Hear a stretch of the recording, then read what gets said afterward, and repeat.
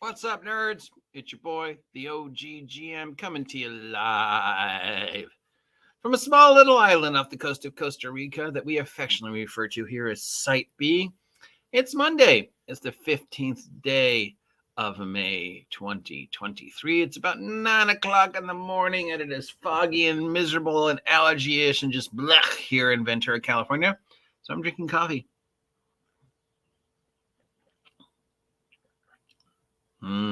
Sponsored coffee.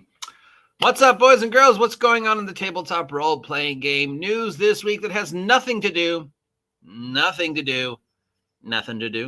with the Wizards of the Coast? Let's set our course, chart our map, take out our sextant, look at the stars, and take a look at the tabletop role-playing game news that are shaping the week that has absolutely nothing to do with Wizards of the Coast as we continue to experiment with this new format we've been trying out. Hopefully you appreciate it. All right, so you can tell by the picture that the number one news story for the week that I think is potentially important is the announcement of Critical Role's new show. This is being called Candela Obscura. It is a steampunk arcane investigation horror alt past campaign set in an alternate Earth about the mid-Victorian steampunk Jules Verne era. The players will all be playing investigators, Miskatonic University types thing, for something called the Lighthouse Organization or the Light Keepers. It'll be run by Taleson. It'll feature Laura Bailey, Ashley Johnson, Matt Mercer, Angel Bimani, and Robbie Damon. ANJALIBHIMANI. Sorry if I mispronounced your name there, my friend. This will be starting on May 25th at 7 p.m. on the Twitch and YouTube, and then it'll be available the day later on normal everyday YouTube for those of us who haven't paid for theirs. So yes, this is using their brand new Illuminated Worlds OpenD6 system. This is, of course, no connection with Wizards of the Coast whatsoever.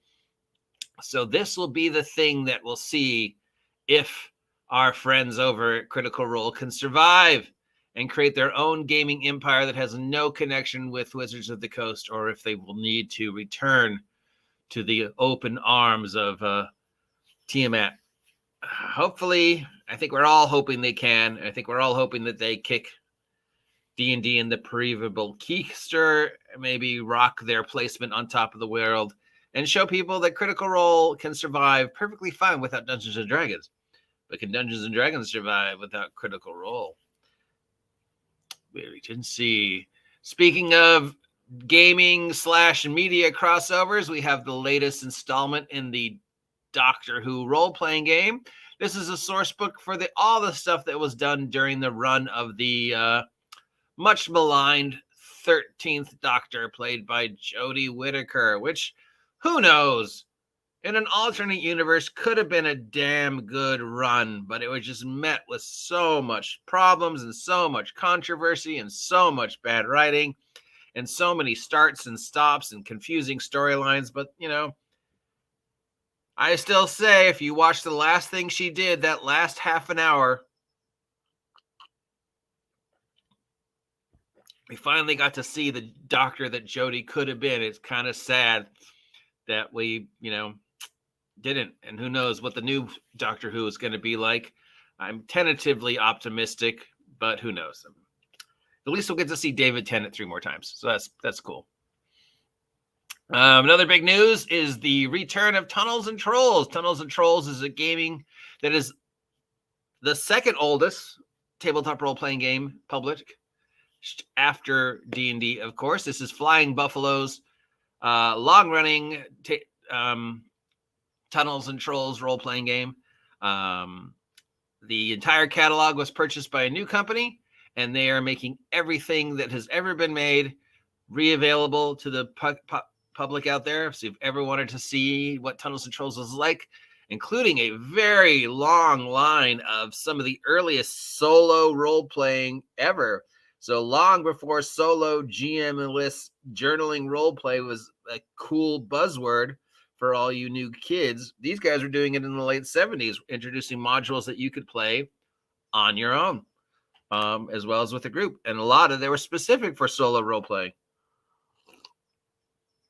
Now, if that's not your cup of tea, I'm drinking coffee.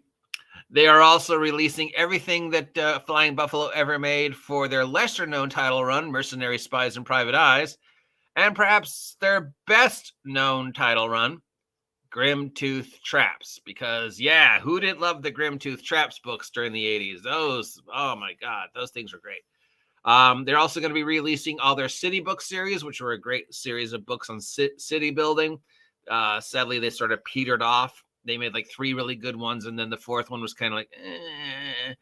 But, you know, you can forget all that and just be excited about being able to see a brand new updated version of all the Grimtooth Traps stuff. That's worth it alone. So thank you, Rebellion Unplugged, for giving Tunnels and Trolls a new home and making this stuff available to all of us who appreciate the long history of our hobby and recognize that there were other games out there that were charting the course besides D&D, and D&D owes a lot of its longevity to these other companies, and more, you know, people should recognize that, I think. Speaking of other companies, BattleTech has released a Stuffy. Is this something you would want your child cuddling up with at night? I have mixed feelings about this. Part of me thinks this is the coolest thing ever. Part of me thinks, like, I don't know if I want a BattleTech mech in bed with my, you know, young child, or even with me if you're somebody who's my age and still sleeps with stuffies. But anyway, we have a plushy 12-inch tall mech from Catalyst Games to embrace all things BattleTech, because, you know, once it's got a stuffed animal / yeah, that's when you know you've won. Modifius has announced and released their first audio recording for their brand new upcoming, completely unique to them setting, Dreams and Machines. Audio recording part 1 is available right now on YouTube as a podcast. I posted a link down below. So if you're interested in checking out Modifius's independent, solo, not connected to any franchise like Dune or whatever role-playing game, this post-apocalyptic mech game that they're building called Dreams and Machines, they have done an audio podcast for it, and that's available. Renegade Games Studios, in honor of the 30th anniversary of our Power Rangers, is doing a huge sale and a huge release of a whole bunch of new Power Rangers stuff. We've got basically the Renegade Power Rangers Monster Manual, which is called Finster's Monster-O-Matic Cookbook. Finster, make me a monster! So if you remember Power Rangers, Rita would yell at her little weird gnomish minion to make a monster, and Finster would make a monster and throw it down. Usually it was combining 2 things that you found around the house. Like, oh, today I will combine this stapler and this carrot, and then put them in the machine and send them down, and the Power Rangers would have to fight a giant anthropomorphic stapler that shot carrots, and then they'd have to figure it out. And then they'd, you know, there would be the inevitable Megazord battle, and they'd win, and, you know, Rita would go, I'll get you. So basically, yes, they've done a monster manual for Power Rangers. They've got a new adventure coming up for Power Rangers. They've got a bunch of new figures coming out for Power Rangers. It looks like Renegade Game Studios is really investing in Power Rangers as the core book for their series of stuff they're making based upon the Hasbro IPs that were made available to them. So, yeah. It's just, that exists. I think that's pretty cool. Or not. I don't know. So that's it for all the tabletop role-playing game news that has absolutely nothing to do. Oh, yeah, this is out. Lord of the Rings role-playing for 5e. Free League wants us to know again that Lord of the Rings role-playing for 5e is announced through them. So if you want to embrace the world of Lord of the Rings while they still hold the right license, you can do their normal Lord of the Rings One Ring role-playing game 2nd edition, or you could do 5e Lord of the Rings. Now, if there ever was a system out there that didn't work with Lord of the Rings, it's probably 5e. The playstyle of 5e is way alien to sort of the feeling of the playstyle of what a Lord of the Rings game would be.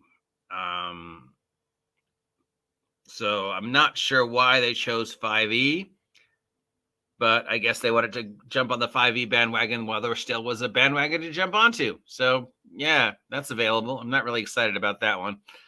But I'm excited about that stuffy. Let's look at it one more time. Because yes. That's it for all the tabletop role-playing game news that has nothing to do with Wizards of the Coast, nothing to do with Wizards of the Coast. We can take a little coffee break here, let that all percolate in your minds, take a little refresher, dip our toes in that ice-cool water of things that have nothing to do with the nightmare that is Wizards of the Coast, and then be back with the Wizards of the Coast news for the week. If you appreciate the new format, let me know. If you don't like the new format, prefer the old format, let me know. Hey, you. If you haven't subscribed yet, please subscribe. Help me hit 2,000 subs by the end of 2023, and I'll be back in a moment. And if you want to try out the same coffee I'm trying out, don't forget there's also a link to that down below. And I will talk to you later.